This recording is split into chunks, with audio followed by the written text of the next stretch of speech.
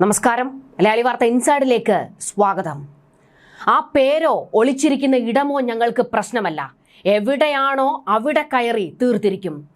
ആയത്തുള്ള മുജ്തബയുടെ ചാവടുത്തെന്ന് Israel പ്രതിരോധ മന്ത്രി ക്യാറ്റ്സിന്റെ പ്രഖ്യാപനം. ഇസ്രായേൽ ഇപ്പോൾ ഒരു ഘോര യുദ്ധത്തിന് തയ്യാറെടുക്കുന്നതിന് ചില കാരണങ്ങളുണ്ട്. ഇസ്രായേലിനെ കയറി അടിക്കാൻ ഇറാൻ പ്ലാൻ ഇടുന്നുവെന്ന രഹസ്യ വിവരം മൊസാദ് തൂക്കിയിട്ടുണ്ട്. ഇത് വെറും ഊഹാപോഹമല്ല, അതിന്റെ ചില തെളിവുകളും പുറത്തു വന്നിട്ടുണ്ട്. സൈനിക സുരക്ഷാ സംവിധാനത്തിൽ ഇറാൻ വലിയ അഴിച്ചുപണി നടത്തിയിട്ടുണ്ട്. റവല്യൂഷണറി ഗാർഡ് കോർപ്സ്, ഫാസിജ് സുരക്ഷാ സേന, ആംഡ് ഫോഴ്സസ് ജനറൽ സ്റ്റാഫ് എന്നിവയിൽ 6 മുതിർന്ന കമാൻഡർമാരെ മുജ്തബ ഖമനേയി ഇപ്പോൾ തിടുക്കപ്പെട്ട് നിയമിച്ചിട്ടുണ്ട്. ഇതോടെയാണ് ഇറാൻ ഒരു ആക്രമണത്തിന് കോപ്പ് കൂട്ടുന്നുണ്ടോ എന്നുള്ള സംശയം ഇസ്രയേലിന് ഉടലെടുത്തിരിക്കുന്നത്. തുടർന്ന് ഒരു യുദ്ധത്തിന് സർവ്വസജ്ജമായി നിൽക്കുകയാണ് ഇസ്രയേലും. ഇതുവരെ അമേരിക്കയുടെ വാക്കും കേട്ട് മുജ്തബയെ വിട്ടുവെച്ച ഇസ്രയേൽ ഇനി അതിന് തയ്യാറല്ല എന്ന പ്രഖ്യാപനമാണ് നടത്തിയിരിക്കുന്നത്. അലി ഖമനേയിയെ പോലെ മുജ്തബ ഒരു ഇരയെ അല്ല തങ്ങൾക്ക്. എന്നാൽ ജൂതനെ കത്തിക്കുമെന്ന കൊലവിളി നടത്തിയ മുജ്തബ ഇനി ഭൂമുഖത്ത് വേണ്ട എന്നാണ് ഇസ്രയേൽ ക്യാറ്റ്സ് പൊട്ടിത്തെറിച്ചുകൊണ്ട് പ്രഖ്യാപിച്ചിരിക്കുന്നത്. തളർന്നു കിടക്കുന്ന പശ്ചിമേഷ്യയിലെ ഇറാൻ പ്രോക്സികളെ ഉയർത്തെഴുന്നേൽപ്പിക്കാനും അവരിലേക്ക് ആയുധം എത്തിക്കാനും മുജ്തബയുടെ നേതൃത്വത്തിൽ IRGC നീക്കം നടത്തുന്നുണ്ട്. അതായത് പശ്ചിമേഷ്യയിൽ വീണ്ടും ഭീകര ഗ്രൂപ്പുകളെ ഉയർത്തിക്കൊണ്ട് ഇസ്രയേലിന് നേരെ അവരെ ഇറക്കി വിടാനുള്ള നീക്കമാണ് മുജ്തബയും IRGCയും നടത്തിക്കൊണ്ടിരിക്കുന്നത്. ഇനിയും തങ്ങൾ ക്ഷമിക്കാൻ തയ്യാറല്ല എന്നുള്ള പ്രഖ്യാപനവും കൂടിയാണ് ഇസ്രയേൽ നടത്തിയിരിക്കുന്നത്. ഇറാൻ ഇസ്രയേൽ സംഘർഷം വീണ്ടും യുദ്ധമുഖത്തേക്ക് നീങ്ങുന്നതിന്റെ എല്ലാ സൂചനകളും പുറത്തു വന്നു കഴിഞ്ഞു. ജൂതരെ കൊല്ലണമെന്നൊരു ആഹ്വാനം മുജ്തബ നടത്തിയെന്ന് ക്യാറ്റ്സ് പറയുന്നു. ഇസ്രയേലിനെ നശിപ്പിക്കാനും അമേരിക്കയെയും സ്വതന്ത്ര ലോകത്തെയും ഭീഷണിപ്പെടുത്താനും ഇറാനിയൻ ഭരണകൂടം ആരെ നിയമിച്ചാലും അയാൾ വധിക്കപ്പെടും എന്നാണ് ക്യാറ്റ്സ് വ്യക്തമാക്കിയിരിക്കുന്നത്. പേരോ ഒളിച്ചിരിക്കുന്ന സ്ഥലമോ ഇതിന് തടസ്സമല്ലെന്നും ഇസ്രയേൽ ക്യാറ്റ്സ് മുന്നറിയിപ്പ് നൽകിയിട്ടുണ്ട്. അതായത് ആയത്തുള്ള അലി ഖമനേയിയെ ഞങ്ങൾക്ക് തീർക്കാൻ അറിയാമെങ്കിൽ മുജ്തബയെ തീർക്കാനും അറിയാം എന്നാണ് ക്യാറ്റ്സ് പറയുന്നത്. ഇസ്രയേലിനെ നശിപ്പിക്കണം, അമേരിക്കയെ ആക്രമിക്കണം, ഇറാനിയൻ ജനതയെ അടിച്ചമർത്താനുമുള്ള പദ്ധതി തുടരാനും അതിന്റെ നേതൃത്വം നൽകാനും ഇറാനിയൻ ഭരണകൂടം നിയമിക്കുന്ന ഓരോ നേതാവും വ്യക്തമായ ഉന്മൂലനത്തിന് വിധേയമായിരിക്കും എന്നാണ് ക്യാറ്റ്സ് പറഞ്ഞത്. മുജ്തബ ഖമനേയും IRGCയും ചേർന്ന് ഈ യുദ്ധം ഒരു ഘോര യുദ്ധത്തിലേക്ക് കൊണ്ടെത്തിക്കാനുള്ള പദ്ധതികളാണ് മെനയുന്നത്. ഇറാൻ ഭരണകൂടം, അതായത് പ്രസിഡന്റ് മസൂദ് പെസഷ്കിയാനും മറ്റ് നേതാക്കളും ഈ യുദ്ധം അവസാനിപ്പിക്കാനും അമേരിക്കയുമായി ഒരു കരാറിൽ ഒപ്പുവെക്കാനും തയ്യാറെടുത്തിരിക്കുമ്പോൾ അതിനെ തകിടം മറിച്ചുകൊണ്ട് യുദ്ധം തന്നെ എന്നുള്ള പ്രഖ്യാപനമാണ് മുജ്തബ നടത്തിയിരിക്കുന്നത്. മുജ്തബ ഭീകരവാദത്തിന് പദ്ധതിയിടുന്നു. അതായത് ഭീകരരെ രംഗത്തേക്ക് ഇറക്കിക്കൊണ്ട് ഇസ്രയേലിനെ ആക്രമിക്കാനുള്ള രീതികളാണ് പയറ്റുന്നത് എന്ന് മൊസാദും പറയുന്നു. ഭീകരവാദികളുമായി കൈകോർത്ത് ഭീകരവാദം വളർത്താൻ ശ്രമിക്കുന്ന മുജ്തബ ഇനി വേണ്ട എന്നാണ് ഇസ്രയേൽ പറയുന്നത്. 1969 ഇറാനിലെ മഷ്ഹദ് നഗരത്തിലായിരുന്നു മുജ്തബയുടെ ജനനം.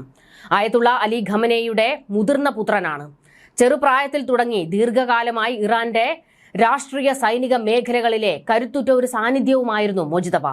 അലി ഖമനേയിയുടെ ഓഫീസിന്റെ ഭരണം നിയന്ത്രിച്ചിരുന്നതും മുജ്തബ തന്നെയായിരുന്നു. അതായത് ആയത്തുള്ള അലി ഖമനേയി ഉണ്ടായിരുന്നപ്പോഴും അദ്ദേഹത്തിന്റെ വലം കൈയായി നിന്നിരുന്നത് ഈ മുജ്തബയാണ്. ഇറാൻ ഇറാഖ് യുദ്ധകാലം മുതൽ സൈനിക കേന്ദ്രങ്ങളുമായി സജീവ ബന്ധം പുലർത്തുന്ന ആളാണ് മുജ്തബ. IRGCയുമായി അടുത്ത ബന്ധമാണ് ഇയാൾക്കുള്ളത്. മുജ്തബ ദീർഘകാലമായി ഇറാന്റെ രാഷ്ട്രീയ സൈനിക മേഖലകളിൽ വലിയ സ്വാധീനം ചെലുത്തിയപ്പോൾ തന്നെ എല്ലാവർക്കും അറിയാമായിരുന്നു അലി ഖമനേയിക്ക് ശേഷം പരമോന്നത നേതാവിന്റെ പദവിയിലേക്ക് മുജ്തബ എത്തുമെന്ന്. അതങ്ങനെ തന്നെ സംഭവിക്കുകയും ചെയ്തു. ഇസ്രയേൽ ആക്രമണത്തിൽ പരിക്കേറ്റ് ഇപ്പോഴും ഒളിവിൽ കഴിയുന്ന മുജ്തബ മാളത്തിൽ ഇരുന്നു കൊണ്ട് ഇസ്രയേലിൽ ആക്രമണം നടത്താൻ കോപ്പ് കൂട്ടുന്നത്.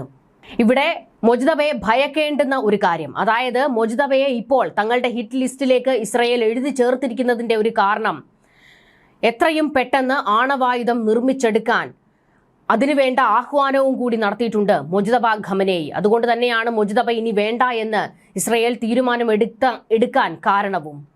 അമേരിക്ക യുദ്ധത്തിൽ നിന്ന് പിന്മാറിയാലും ഇസ്രയേൽ കയറി അടിക്കുമെന്ന് ഇറാന് കൃത്യമായിട്ട് അറിയാം.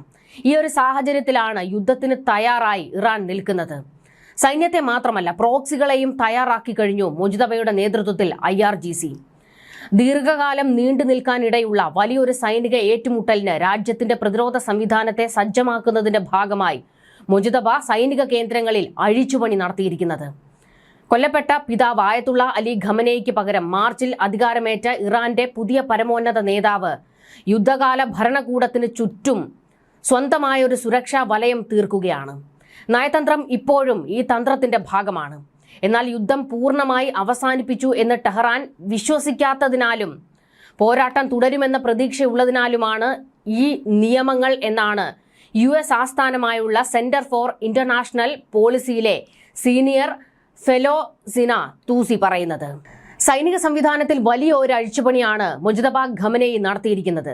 ഫെബ്രുവരിയിൽ US ഇസ്രയേൽ ആക്രമണത്തിൽ കൊല്ലപ്പെട്ട മുഹമ്മദ് പക്പൂറിന് പകരം ബ്രിഗേഡിയർ ജനറൽ അഹമ്മദ് വാഹിദിയെ മേജർ ജനറൽ പദവിയോടെ IRGC കമാൻഡർ ഇൻ ചീഫായി ഔദ്യോഗികമായി നിയമിച്ചിരിക്കുന്നത്.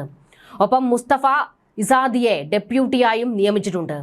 സായുധ സേനയുടെ ചീഫ് ഓഫ് സ്റ്റാഫായി മേജർ ജനറൽ അലി അബ്ദുള്ളാഹിയും ബാസിജ് സുരക്ഷാ സേനയുടെ തലവനായി ഹുസൈൻ താബും ചുമതലയേറ്റിട്ടുണ്ട്. ഇവരെല്ലാവരും IRGCയും ഖമനേയുമായിട്ട്, അതായത് മുജ്തബയുമായിട്ട് വലിയ വലയത്തിലുള്ള ആൾക്കാരാണ്. ഇവരെല്ലാവരും കൂടി ചേർന്നാണ് ഇസ്രയേലിനെ ആക്രമിക്കാൻ പദ്ധതി മെനയുന്നത്. 1970കളുടെ അവസാനത്തിൽ IRGC രൂപീകരിച്ച കാലം മുതൽ അതിന്റെ ഭാഗമായ വാഹിദി 1980കളിൽ ഇന്റലിജൻസ് സൈനിക വിഭാഗങ്ങളിൽ പ്രധാന പദവികൾ വഹിച്ച് ഉയർന്നു വന്നയാളാണ്. 1988 മുതൽ 1997 വരെ അദ്ദേഹം എലൈറ്റ് ഖുദ്സ് ഫോഴ്സിനെ നയിച്ചിരുന്നതായി ഇറാനിയൻ സ്റ്റേറ്റ് മീഡിയ റിപ്പോർട്ട് ചെയ്യുന്നുണ്ട്. 1998 ഇദ്ദേഹം ഖുദ്സ് ഫോഴ്സിന്റെ നേതൃത്വം ഖാസിം സുലൈമാനിക്ക് കൈമാറുകയായിരുന്നു. ഇറാന് പുറത്തുള്ള രഹസ്യ നീക്കങ്ങളിൽ ശ്രദ്ധ കേന്ദ്രീകരിക്കുന്ന IRGCയുടെ പ്രത്യേക വിഭാഗമാണ് ഖുദ്സ് ഫോഴ്സ്. ഇപ്പോൾ പൂർണ്ണ തോതിലുള്ള ഒരു യുദ്ധത്തിൽ ഇറാന്റെ സൈന്യത്തെ നയിക്കാനുള്ള ചുമതലയാണ് വാഹിദിക്ക് ലഭിച്ചിരിക്കുന്നത്. 1970കളിൽ IRGC രൂപീകരിച്ച കാലം മുതൽ സേനയുടെ ഭാഗമായിരുന്ന നല്ല യുദ്ധപരിചയമുള്ള പഴക്കമേറിയ കമാൻഡർമാരെയാണ് പ്രധാന പദവികളിൽ മുജ്തബ എത്തിച്ചിരിക്കുന്നത്. ശത്രുക്കൾക്കെതിരെ ശക്തമായ ആക്രമണാത്മക നീക്കങ്ങൾക്ക് സജ്ജരായിരിക്കാൻ മുജ്തബ ഖമനേയി പുതിയ കമാൻഡർമാർക്ക് വ്യക്തമായ നിർദ്ദേശം നൽകിയിട്ടുണ്ട് എന്നാണ് അന്താരാഷ്ട്ര മാധ്യമങ്ങളും റിപ്പോർട്ട് ചെയ്യുന്നത്. IRGC മേധാവി മൊഹസൻ റസായിയെ സുപ്രീം നാഷണൽ സെക്യൂരിറ്റി കൗൺസിൽ സെക്രട്ടറിയായി നിയമിച്ചിരുന്നു. ഇറാന്റെ സുരക്ഷാ തലവനായി റസായിയെ നിയമിച്ചത് രാജ്യത്തിനുള്ളിലെ അധികാര സന്തുലിതാവസ്ഥയിലെ മാറ്റത്തെയാണ് കാണിക്കുന്നത്. പാർലമെന്റ് സ്പീക്കറും ചീഫ് നെഗോഷിയേറ്ററുമായ ഗാലിബാഫുമായി അടുത്ത ബന്ധമുണ്ടായിരുന്ന മുൻ സുരക്ഷാ തലവൻ മുഹമ്മദ് ബാഗർ സോൾഖദാറിന് പകരമാണ് റസായിയെ ഖമനേയി നിയമിച്ചിരിക്കുന്നത്. USുമായുള്ള അടുത്ത ഘട്ട ചർച്ചകൾക്ക് ഇനി റസായി നേതൃത്വം നൽകിയേക്കും. ഇത് ഭരണകൂടത്തിനുള്ളിലെ സൈനിക സിവിൽ സന്തുലിതാവസ്ഥയെ പ്രതിരോധ പക്ഷത്തേക്ക് ചായ്ക്കാനും ചർച്ചകളെ പരമോന്നത നേതാവിന്റെ നിയന്ത്രണത്തിൽ നിർത്താനും സഹായിക്കും. തന്ത്രങ്ങൾ എന്താണെന്നതിനേക്കാൾ തന്ത്രങ്ങൾ ആര് നിയന്ത്രിക്കുന്നു എന്നതിലാണ് യഥാർത്ഥ രാഷ്ട്രീയ മാറ്റമുള്ളത് എന്നാണ് മുജ്തബ പറയുന്നത്. ഇറാൻ ആക്രമണാത്മക നിലപാടുകൾ സ്വീകരിക്കുന്നുണ്ടെങ്കിലും അത് ഉടൻ തന്നെ വലിയൊരു സൈനിക നീക്കത്തിലേക്ക് വഴി മാറണമെന്നില്ല എന്ന് വിശകലന വിദഗ്ധരും പറയുന്നുണ്ട്. USുമായുള്ള നയതന്ത്ര ചർച്ചകളുടെയും രാജ്യത്തിന്റെ വിദേശ നയത്തിന്റെയും പൂർണ്ണ നിയന്ത്രണം പരമോന്നത നേതാവിന്റെ നേരിട്ടുള്ള കസ്റ്റഡിയിലേക്ക് മാറ്റുന്നതിന്റെ സൂചനയാണിത്. കേവലം തിരിച്ചടിക്കുന്നതിൽ ഒതുങ്ങാതെ മുൻകൈയെടുത്ത് ശത്രുവിന് വൻ നാശനഷ്ടങ്ങൾ വരുത്തുക എന്ന രീതിയിലേക്ക് ഇറാന്റെ പ്രതിരോധ തന്ത്രങ്ങൾ മാറുന്നു എന്നാണ് യുദ്ധവിദഗ്ധരും വിലയിരുത്തുന്നത്. എന്നാൽ ഇത്തരം കടുത്ത പ്രസ്താവനകളും അഴിച്ചുപണികളും വരാനിരിക്കുന്ന ചർച്ചകളിൽ മേൽക്കൈ നേടാനുള്ള തന്ത്രമാണെന്നും രാജ്യത്തിനുള്ളിലെ ഇന്റലിജൻസ് ചോർച്ച പരിഹരിക്കാതെ വലിയൊരു ആക്രമണത്തിന് ഇറാൻ മുതിരില്ല എന്നും ഒരു വിഭാഗം വിദഗ്ധർ ചൂണ്ടിക്കാണിക്കുന്നു. എന്തായാലും പുതിയ പരമോന്നത നേതാവിന്റെ കീഴിൽ ഇറാൻ തങ്ങളുടെ യുദ്ധതന്ത്രങ്ങൾ ശക്തമാക്കുന്നു എന്നുള്ളത് ഏകദേശം വ്യക്തമായിരിക്കുന്നു. ഇത് വലിയ ആശങ്കയാണ് ഇസ്രയേലിന് ഉണ്ടാക്കിയിരിക്കുന്നത്. അതുകൊണ്ട് തന്നെയാണ് ഇസ്രയേലും ഇപ്പോൾ സർവ്വസജ്ജരായി യുദ്ധത്തിന് തയ്യാറെടുത്ത് നിൽക്കുന്നത്. ഇറാൻ പ്രോക്സികളെ ഉണർത്തിയപ്പോൾ ഒരു മുഴം മുന്നേ കയറി അടി തുടങ്ങിയിട്ടുണ്ട് ഇസ്രയേൽ.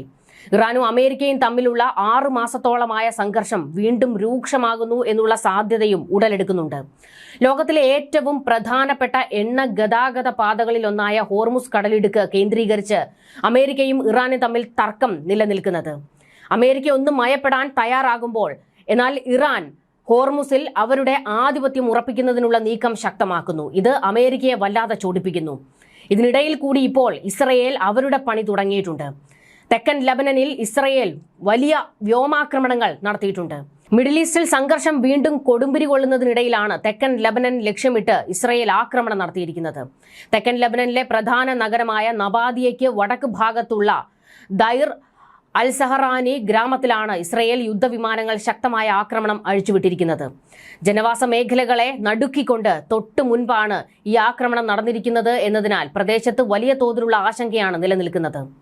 ഇസ്രയേൽ വ്യോമസേനയുടെ യുദ്ധവിമാനങ്ങൾ മിന്നൽ വേഗതയിലെത്തി ലക്ഷ്യസ്ഥാനത്ത് ശക്തമായ പ്രഹരമേൽപ്പിക്കുകയായിരുന്നുവെന്ന് റിപ്പോർട്ടുകൾ വ്യക്തമാക്കുന്നു. ആക്രമണം നടന്ന ദൈർ അൽ-സഹറാനി ഗ്രാമത്തിലും പരിസര പ്രദേശങ്ങളിലും വലിയ രീതിയിലുള്ള സ്ഫോടന ശബ്ദങ്ങളും പരിഭ്രാന്തിയും ഉണ്ടായതായി ദൃക്സാക്ഷികൾ പറയുന്നു.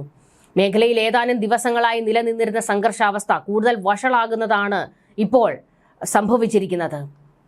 ലക്ഷ്യസ്ഥാനങ്ങൾ കൃത്യമായി തെരഞ്ഞുപിടിച്ചുള്ള ഇസ്രയേലിന്റെ ഈ വ്യോമാക്രമണം ലബനൻ അതിർത്തികളിൽ വലിയ സുരക്ഷാ ഭീഷണിയാണ് ഉയർത്തിയിരിക്കുന്നത്. ഹിസ്ബുള്ളയുമായുള്ള പോരാട്ടം കടുക്കുന്നതിന്റെ ഭാഗമായാണ് ഇസ്രയേൽ സൈന്യം തെക്കൻ ലബനനിലെ വിവിധ കേന്ദ്രങ്ങളിൽ തുടർച്ചയായി ആക്രമണങ്ങൾ നടത്തുന്നത്. ആക്രമണത്തിന്റെ പൂർണ്ണമായ വിവരങ്ങളും നാശനഷ്ടങ്ങളുടെ കണക്കുകളും വരും മണിക്കൂറുകളിൽ മാത്രമേ വ്യക്തമാക്കാൻ കഴിയൂ എന്നാണ് ലബനൻ ഭരണകൂടം പറയുന്നത്. അതിർത്തി പ്രദേശങ്ങളിൽ ദിനം പ്രതി വർദ്ധിച്ചു വരുന്ന ഈ ആക്രമണ പരമ്പരകൾ മിഡിൽ ഈസ്റ്റിലെ സമാധാന അന്തരീക്ഷത്തെ പൂർണ്ണമായും തകിടം മറിക്കുന്നുവെന്ന് ലബനൻ ഭരണകൂടം പറയുന്നു.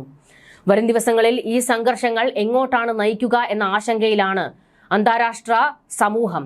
പ്രത്യേകിച്ച് ലബനൻ ഇനി തിരിച്ചടിക്കുമോ? അതായത് ലബനനിലെ ഹിസ്ബുള്ള ഇസ്രയേലിന് നേർക്ക് തിരിച്ചടിച്ചാൽ വീണ്ടും ഒരു വലിയ യുദ്ധത്തിലേക്ക് കാര്യങ്ങൾ പോകും. തെക്കൻ ലബനനിൽ ഇസ്രയേൽ നടത്തിയ ആക്രമണത്തിൽ 11 പേർ കൊല്ലപ്പെടുകയും 19 പേർക്ക് പരിക്കേൽക്കുകയും ചെയ്തു എന്നാണ് വിവരങ്ങൾ. കൊല്ലപ്പെട്ടവരിൽ കുട്ടികളും സ്ത്രീകളും ഉൾപ്പെടുന്നതായി ലബനൻ അധികൃതർ അറിയിച്ചു. ജൂണിൽ നിലവിൽ വന്ന വെടിനിർത്തലിന് ശേഷമുള്ള ഏറ്റവും രൂക്ഷമായ ആക്രമണങ്ങളിൽ ഒന്നാണ് നടന്നത്. ഹിസ്ബുള്ളയുടെ ആക്രമണത്തിൽ 3 ഇസ്രയേൽ സൈനികർക്ക് പരിക്കേറ്റതായും ഇതിന് മറുപടിയായിട്ടാണ് ആക്രമണം നടത്തിയതെന്നും ഇസ്രയേൽ സൈന്യത്തിന്റെ വിശദീകരണം.